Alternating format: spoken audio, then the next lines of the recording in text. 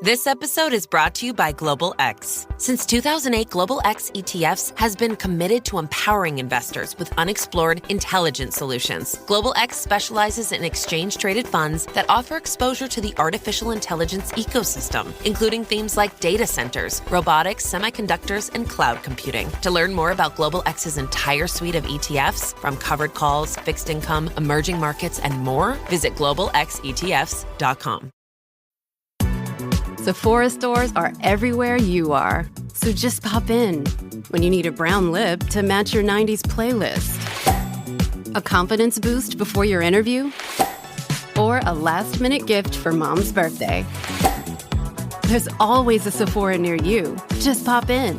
Use our store locator to find your local Sephora or Sephora at Kohl's. This is Optimal Finance Daily. Stop Letting Pride Keep You Broke by Andrea Joy of savingjoyfully.com. And I'm your host and personal finance enthusiast, Diana Merriam. Now let's get right to today's post and start optimizing your life.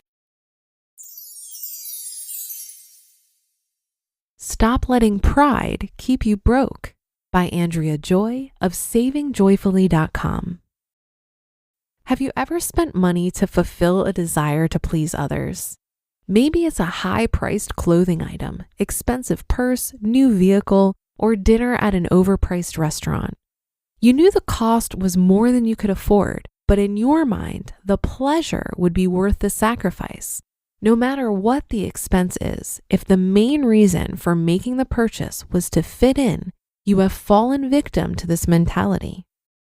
Stop letting pride keep you broke. When I was in high school, name brands seemed to matter to everyone. I grew up in a large one-income family and money was scarce. Most of my clothes were hand-me-downs or from a thrift store.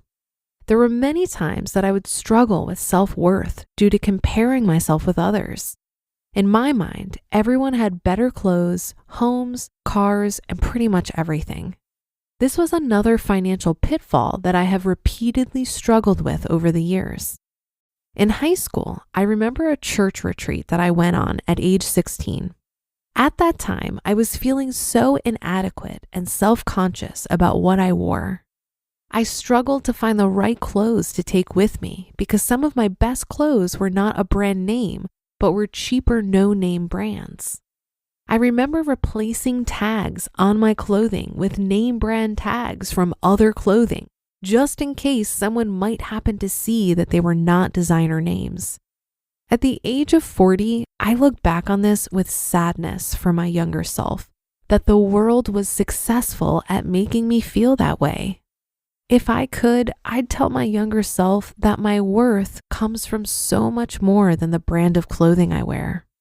However, the influences all around me at the time would probably have loudly opposed this and won my attention once again.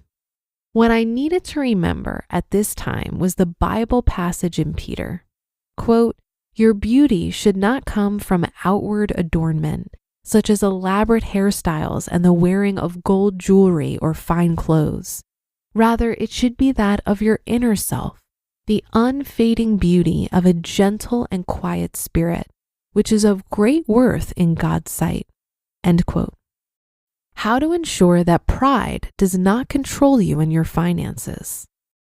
Know your motivation for each purchase and give it careful consideration. And recognize your value does not come from what you own, what you wear, or anything you could ever purchase. Healthy financial goals and spending. Evaluating your motives before purchasing things can help you create a more healthy and stable financial life. The less you allow your financial life to be controlled by your emotions and unhealthy desires to please others, the more you will find financial freedom and joy in life attainable. Learn to define healthy and unhealthy spending habits so that you can easily determine if a purchase should be made. To do this, you need to do some soul searching and understand yourself better so that you can make this determination. Is the purchase or desire to purchase influenced by outside factors? chances are that if it is, this could be an unhealthy choice. Your situation will often vary, so you need to decide this on your own. As you do, ask yourself these questions. Is this motivated by an outside factor or desire to please someone else? Am I afraid to say no because I fear rejection? Do I feel inadequate or unworthy? Would I be better off financially if I did not make this purchase? And can I do without this expense, or is this something I need? Dealing with the feelings of acceptance and rejection. Many of us struggle to feel that we're good enough. We want to be accepted and don't want to feel inadequate. While we struggle to fit in, to own whatever we feel we need to own to be accepted, we're missing something important in life. We'll never feel like we're enough if we continue to chase these desires to please and feelings of inadequacy. The only way that we'll ever find true joy in life and learn to love ourselves is by recognizing that this type of thinking is all wrong. We need to realize that our worth does not come from anything that we can do or acquire in life. Who are you really, and where does your worth come from? We are all created to be beautifully diverse and wonderfully made by the Creator of the universe. He has created you to be a unique and wonderful person, just as you are right now. What you need to realize is that nothing will ever make you more beautiful or more desirable than accepting who you were created to be and embracing your strengths and unique abilities. You are special and you can do things as no one else can. Why would you want to be like someone else? Accept and embrace the uniqueness that you were given and learn to be content with what you have and who you are today. Focus on becoming a better version of yourself, learning to embrace your strengths and weaknesses.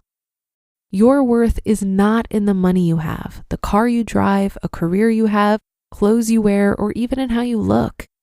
You don't need to buy anything or look a certain way to be any more valuable. Pride will keep you broke. If you never accept the truth, you will continue to chase satisfaction in material things. In doing this, you'll always struggle financially because you'll always find something else that you need to fulfill a new unmet desire. The reality is that those desires will never be met by the items you purchase or the satisfaction that you're seeking. They'll just continue to evolve into more disappointment and more desires that are always fleeting. Keep in mind that to live a joyful life, you have to let go of unhealthy attitudes and embrace new, sometimes unfamiliar concepts. In this case, releasing yourself from the desire to please others and choosing to live joyfully by accepting the beauty of who you were created to be. Begin to reflect on what makes you beautifully different and remember where your worth comes from. And it's not from anything that you can buy or own. You just listened to the post titled, "Stop Letting Pride Keep You Broke" by Andrea Joy of savingjoyfully.com. And I'll be right back with my commentary. Buy low, sell high. It's easy to say, hard to do. For example, high interest rates are crushing the real estate market right now. Demand is dropping and prices are falling, even for many of the best assets. It's no wonder the F.I.R.E flagship fund plans to go on a buying spree, expanding its billion-dollar real estate portfolio over the next few months. You can add the F.I.R.E flagship fund to your portfolio in just minutes and with as little as $10 by visiting fundrise.com/OFD. That's FUNDRISE.com/OFD. Carefully consider the investment objectives, risks, charges, and expenses of the F.I.R.E flagship fund before investing. This and other information can be found in the fund's prospectus at fundrise.com/flagship. This is a paid advertisement. This is what you do when you've just found that statement handbag on eBay and you want to build an entire wardrobe around it. You start selling to keep buying. Yep, on eBay. Over that all black everything phase? List it and buy all the color. Feeling more vintage than ever? It's out with the new and in with the pre-loved. Next thing you know, you've refreshed your wardrobe basically without spending a dime. Yeah, eBay, the place to buy and sell new, pre-loved, vintage, and rare fashion. I'm hypothesizing here that most of our urge to buy things is because we assume this spending will make us feel a certain way. So when you see people spending on things you think you want, you're seeing what it looks like on the outside and assuming it's making them happy. But remember that comparison is the thief of joy. You can never know another person's inner life, and many people surrounded by luxury are deeply unhappy. I think the reason is because you can't buy lasting happiness. You can merely buy fleeting moments of pleasure. Many of us witness another person's fleeting moments of pleasure and interpret it as peace of mind. Well, you can't buy real lasting happiness. You can cultivate it through the way you spend your time and energy and the people you surround yourself with. And this is where money plays an important role. It can give you more autonomy over your time and energy. Think of it this way. I'm sure that many of you believe that a new Tesla would be a hotter ride than my 2010 Mazda 3, for example. But a fancy car is just not my style of status symbol. Walking away from my full-time job and spending my time doing anything I want is much more appealing to me than posturing with a status symbol. So I drive that Mazda 3 with pride, and I have a bumper sticker on the back that says, "My other vehicle is a 401k." to annoy the Teslas driving behind me. That should do it for another edition of Optimal Finance Daily. I'll be back tomorrow as usual, where your optimal life awaits.